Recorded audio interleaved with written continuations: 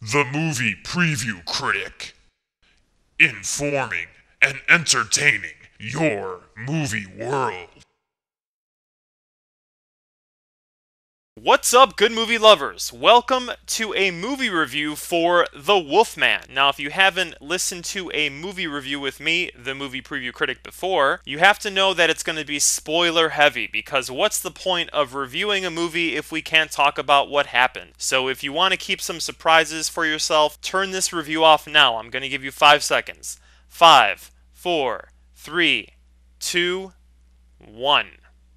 Okay, let's start the review with a quick summary of the story. It basically follows the same plot structure of the first movie with a couple surprises. I do say first movie because this is a remake of the 1941 classic The Wolfman. Basically, it centers around here Benicio Del Toro playing a character named Lawrence Talbot, who's an actor that's been traveling the world, and he's called home by a letter from Emily Blunt, here playing a character known as Gwen, who is apparently engaged to his brother, who was actually killed in the opening scene. He's kind of wandering in the forest in bad horror movie cliche, then the werewolf attacks him and he's gone, he's dead. And so Lawrence comes home to find out what happens to his brother. We're introduced to his father, played by Anthony Hopkins, Sir John Talbot, who's really creepy, and of course you know is the werewolf that's killing everyone, because this is a really uninspired Agatha Christie mystery in some ways, where after you meet the first 4 or 5 characters you think, okay, who can be the werewolf? And there's really 2 options. It's either Gwen or Sir John, and it turns out to be Sir John. It's not really that big of a surprise,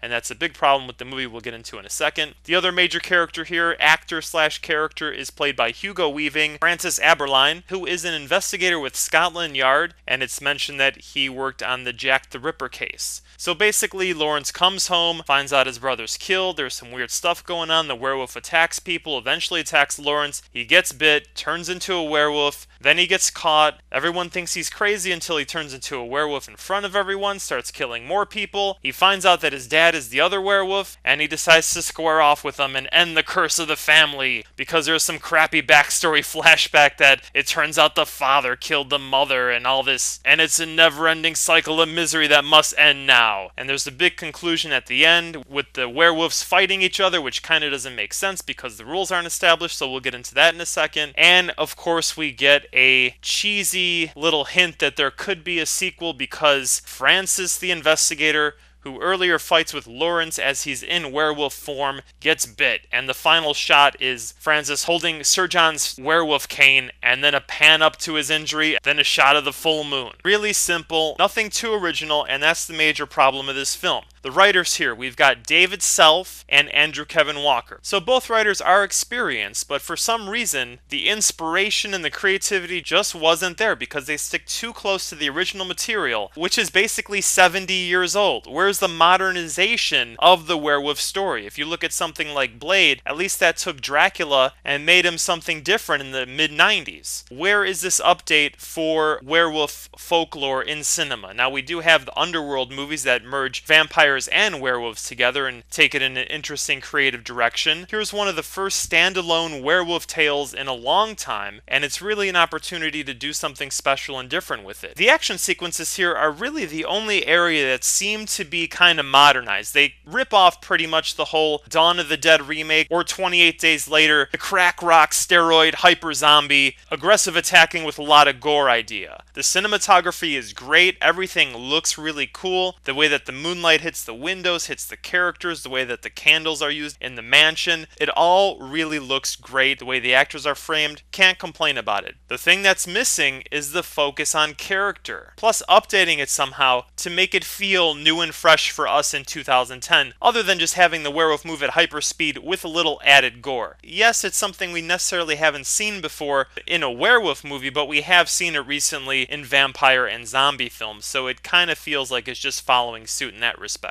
Sitting in the audience watching this film was such a great test because there weren't many emotional reactions. There wasn't any laughter, any excitement, any cheering, and that means that it's not engaging us on that emotional level because we're not connecting with the character. And that goes back to one of the major signs of the movie apocalypse, is that movies ignore themes. They ignore character journeys. They forget that when we watch a movie, we are giving up our bodies and going into the bodies of the people on screen. So we want to feel and experience experience what they do. And if there aren't three-dimensional characters on screen, we're not going to have three-dimensional reactions to them. And because of that, we're going to be distanced from this, and we're just going to be watching it from 1,000 miles away. To use my favorite example of reality TV and confession cams, it's those moments when the contestants are spilling their guts to us in the audience that we connect with them, and then their actions during the challenges or whatever they have to do to achieve their goals have an impact. Why, when you watch Deal or No Deal or whatever game show, the host always takes a moment to say, okay, tell us about yourselves a little bit.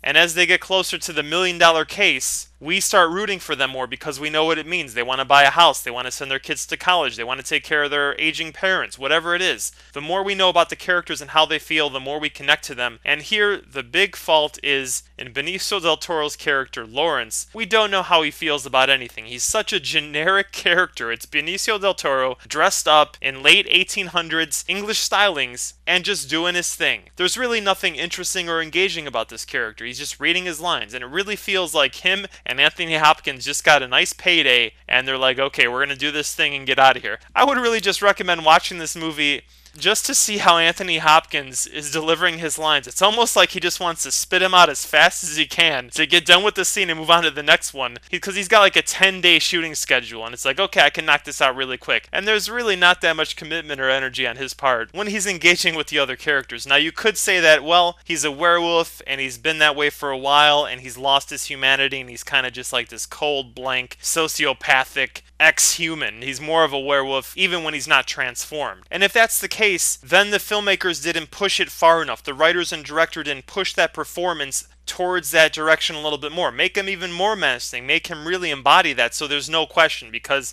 it's really either the most nuanced performance ever or just an actor who's kind of like, okay, I got to get my check and get out of here. But where we're going to live and die as an audience here is with this main character of Lawrence. And from the minute he comes on screen, he's really not that engaging because he doesn't have a perspective about how things make him feel. He's barely reacting to anything. He's just going through the motions, and that's what this film is. It just goes through the plot point steps of, okay, here's where he gets bit. Here's where they discover him. Here's where he transforms. Here's a genre set piece when he has to attack everybody. And here's the ending where he fights with his father. It's mildly fun to watch. The effects are pretty decent, though they're really nowhere near as shocking and engaging as they were in the 1981 An American Werewolf in London, which had the same special effects supervisor, Rick Baker. He's a legendary special effects guy that got his start in horror movies, and if you check out An American Werewolf in London, you'll still be amazed by how those effects look. Yeah, looking back today on that movie 30 years later, it's going to look pretty fake, but back then it was really pushing the boundaries of what could be done. It's like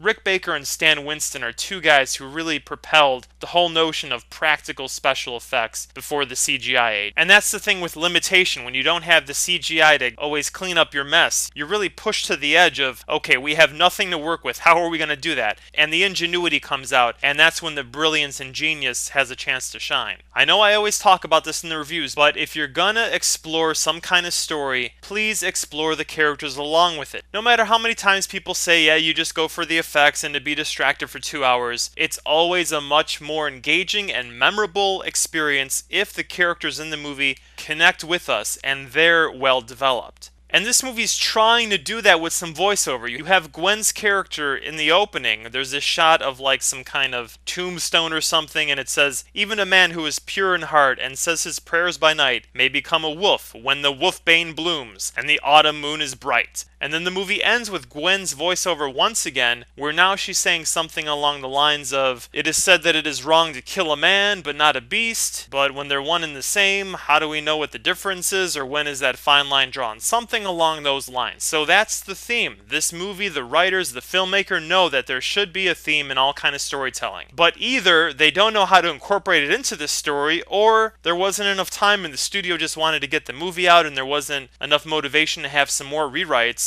and the care wasn't placed there. That's such great material that needs to be explored, because this is 1891, and London at that time is the representation of high society, of that inner battle of humans to evolve from their animalistic impulses in nature and to move towards a social being that's refined and cultured and obeys laws. So there's this nicely placed inner and outer representation of this battle, where especially with Jack the Ripper just having taken place a couple years before this story, you have the notion of savages, right? right? There's this, they keep using the word in this movie of lunatic, right? And that goes back to lunar, where the moon. So it's lunatic, very much like the werewolf. And there's the superstitions and the gypsies here. So there's this idea that humans aren't totally in control of their actions, and that forces like the moon and supernatural powers and the devil can still affect them. And there's the ongoing battle of how do we civilize ourselves and escape the beastly nature that sometimes comes out of us. It's really a great starting point. And for that to work, you need to have the characters represent the different attitudes. Long live good movies!